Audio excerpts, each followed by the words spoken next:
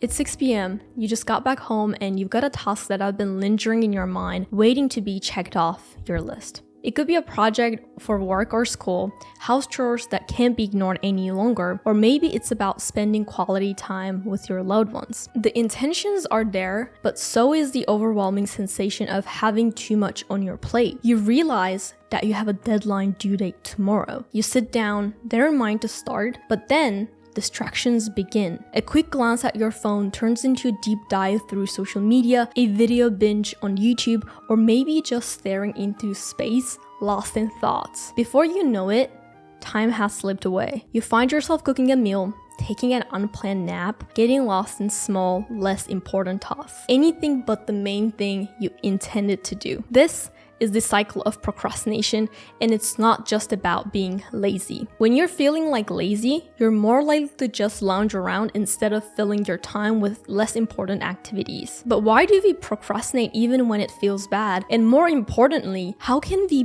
break free from it? Everyone procrastinates sometimes, and there are several reasons behind that. Just because you procrastinate, it doesn't mean automatically that you have ADHD. ADHD procrastination is different than normal procrastination, and it's more extreme. We will get into the difference of ADHD procrastination and normal procrastination pretty soon. But before that, we need to understand the common reasons for procrastinations, even if you don't have ADHD. Most common reason why you're procrastinating is because you're overwhelmed. This isn't just about the volume of tasks, but also about their complexity or maybe the emotional weight. When we are overwhelmed, it becomes difficult to know where to start, what to do, and it leads to procrastination. Everyone talks about task management, but in my opinion, energy management is far more important than getting everything done. I used to think being constantly busy and getting more done was the answer for success and fulfillment in life.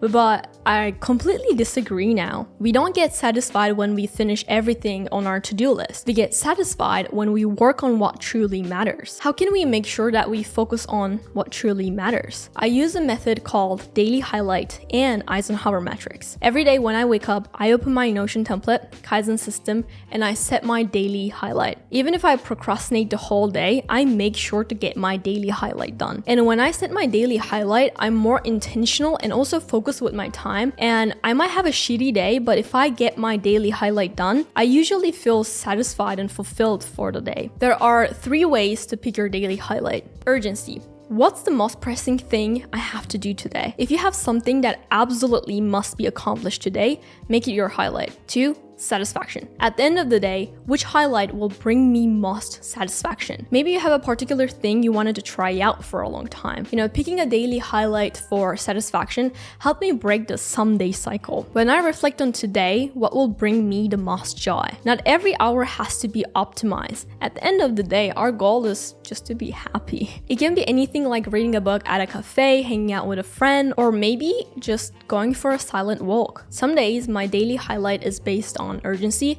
some days it's joy, and some days it's satisfaction. A good rule of thumb is to choose a highlight that takes around 60 to 90 minutes. Choosing my daily highlight according to these 3 criteria helps me focus on what truly matters for the day. But to manage the broader spectrum of tasks and responsibilities, I use the Eisenhower Matrix, and because my ADHD brain is so bad at prioritizing, it has helped me so much. With the Eisenhower Matrix, basically you organize the tasks based on their urgency and importance so you can effectively prioritize your most important work. We are going to divide tasks based on their urgency and importance. Urgent and important may seem like similar words, but understanding the difference between the two is crucial. Urgent tasks require your immediate action, so those have clear deadlines. Important tasks will bring you closer to your goals. Based on this, we divide all the tasks into 4 quadrants. Quadrant 1 is do. You'll place any tasks that are both urgent and important. These are the things with clear deadlines and consequences for not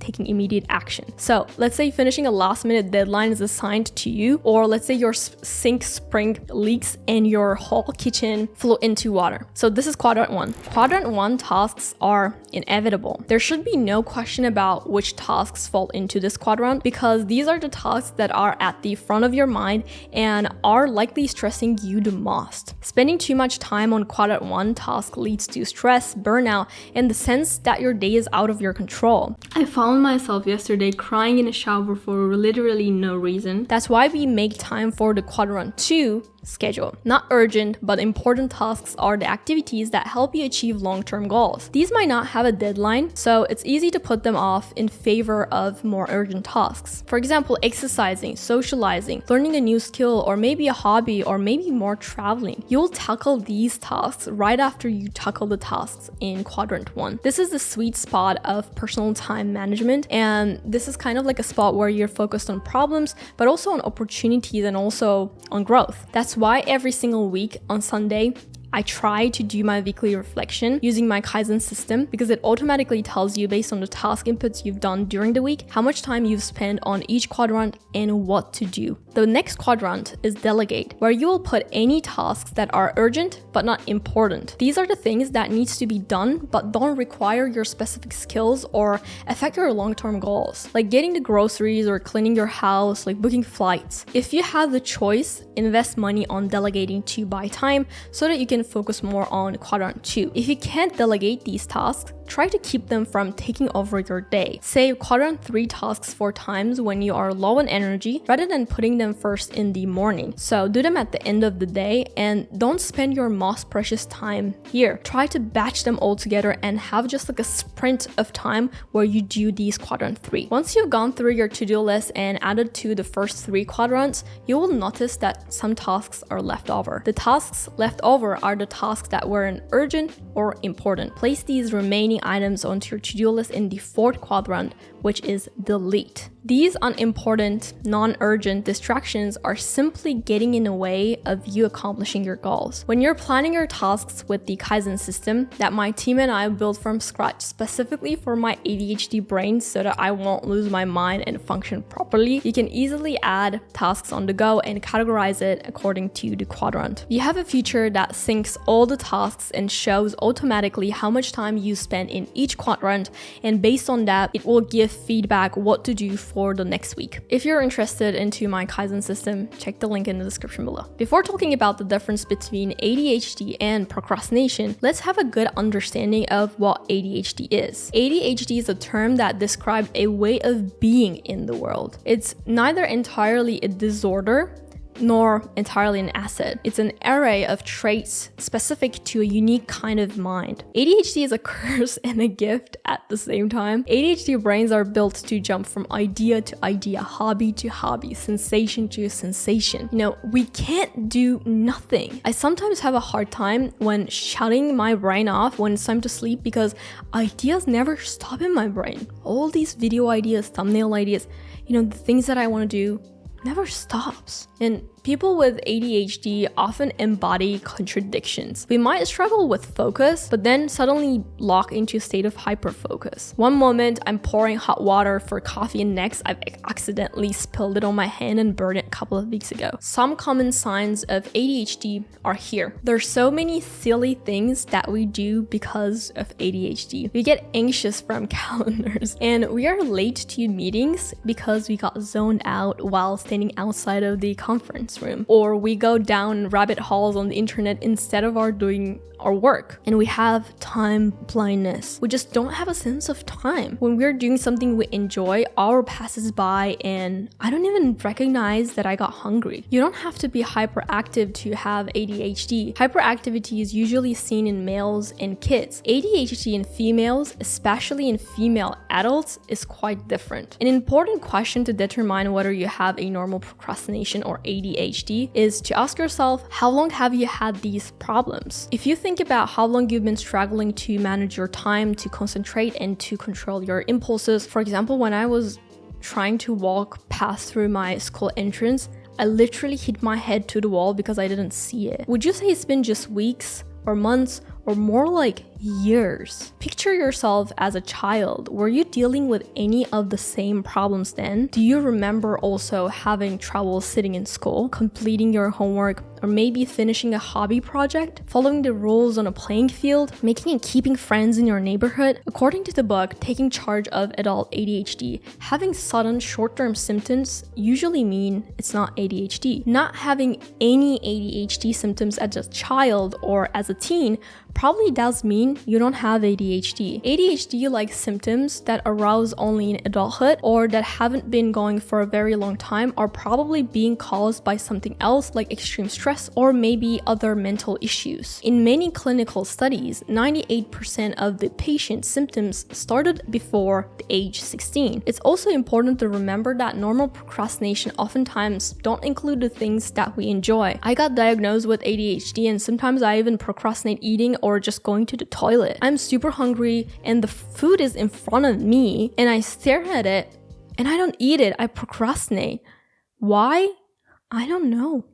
People with ADHD aren't crazy or dumb, even though we sound like that. Just like people who need glasses to see clearly aren't dumb or crazy or lacking, just like they need glasses, people with ADHD need adaptations that supports them. ADHD symptoms can't be fixed, but it can be reduced by making adaptations. You need to take care of your sleep, diet, exercise, bad habits, and you might need to get professional help too. I will make more detailed videos about each part, but to manage all these, you need a good system. I get asked so often, how are you so disciplined and goal-driven with ADHD? I'm not disciplined, okay? I literally have the self-control of like a 3-year-old. Last night, even though I have this deadline, I've spent 6 hours on playing on a game, even though I thought myself I will stop after 10 minutes, but I didn't. I'm not disciplined, I just have a good system. I've tried a bunch of apps and services that were labeled ADHD friendly for years, but none of them could solve my problems. So I've decided to combine all the methods that I use day to day to manage this chaotic brain, and I sat down with a developer again and again and again and created my own system. And it's called Kaizen system. Kaizen means the act of continuous improvement in Japanese. It really highlights the function of this template, and it's also my life motto. That's why it's the channel banner. In the template, I guide you how to set your goals correctly according to the psychology so that you will struggle less with motivation. We go through the goal checklist to make sure you don't fall into the common goal setting pitfalls. And after that, we set a micro commitment that you will do every day to achieve this goal. Don't be scared when you hear the word every day. We set the micro commitment so easy so that even with ADHD, you can stay consistent. I use micro commitment method to establish the habit of working out. My brain never shuts up and my thoughts are constantly crossing my mind, and I'm also scared of forgetting something. For those times, we have a section called brain dump where you can declutter your mind by jotting whatever crosses your mind. You can always revisit them and turn them into tasks so that you won't forget anything. We categorize the tasks based on their urgency and importance so that we know exactly what to do in that given moment. Even though I've been using Eisenhower Matrix for years, I always forget which quadrant was which one and what I'm supposed to do, so we have a visual representation for that. To reduce distractions and get to know your procrastination patterns better, we have a section where you estimate how much time you will spend on a task and compare with the reality. You don't need to do this every single time, but when I do this, I'm more intentional, and it also improved my sense of time a lot. I used to think it takes me around like 2 hours to write a script. In reality, I just realized that it takes me 5 hours. No wonder why I'm always trying to catch up with my deadline. And people with ADHD tend to have perfectionism, and we blame ourselves a lot. And sometimes we procrastinate because we're perfectionists. I don't know if you're into this MBTI thing, but my MBTI personality is INTJ, and I like planning, but my ADHD is driving me nuts. And I hated myself for a long time for not acting the way that I want myself to act. And that's why I started to do weekly or bi-weekly, because sometimes I forget, reflections so that I set a realistic expectation to myself and identify the patterns of procrastinations I have. The template automatically calculates how much time you've spent in each quadrant of the Eisenhower Matrix and tells you what to do for the next week. Based on these feedbacks, you can rearrange your schedule and be more realistic for the next week. You will be also able to reflect reflect on your micro commitment so that if you weren't able to be consistent last week, you can adjust. The important thing that I learned about having ADHD is having a system that allows you to fail, because you will fail. Like, I promise, at least from my personal experience, I always fail. But failing is fine. With the time, dealing with ADHD is kind of like developing a muscle. The more you understand yourself and your patterns, you will be able to be more realistic and also be less frustrated with yourself. Obviously, it's not a cure, but having a system that works for you is crucial. And I'm so sorry for talking about my Notion template over and over and over again, but I genuinely think it's really good and I'm so proud of it, and I wish we've created it much earlier so that I wouldn't have lost my mind and got angry to myself every single day. ADHD or not, if traditional methods of productivity didn't work for you, my Kaizen system might work. It's designed by a person with ADHD, me, who gets you for you, because these are the things that I struggle every single day. And I have big goals. We're not only offering a Notion template, but also when you get the Kaizen system, you will get access to the community of people who have the similar issues like you, and you will also get access to lessons and courses by me that dives deep into ADHD and how to deal with these issues scientifically, and also my personal tips. And also, we're doing a crazy Black Friday sale, so if you're interested, check it out from the link in the description. I really like it, and I think you will like it too. If you found this video helpful, I'm sure you will find this comprehensive video about ADHD helpful too.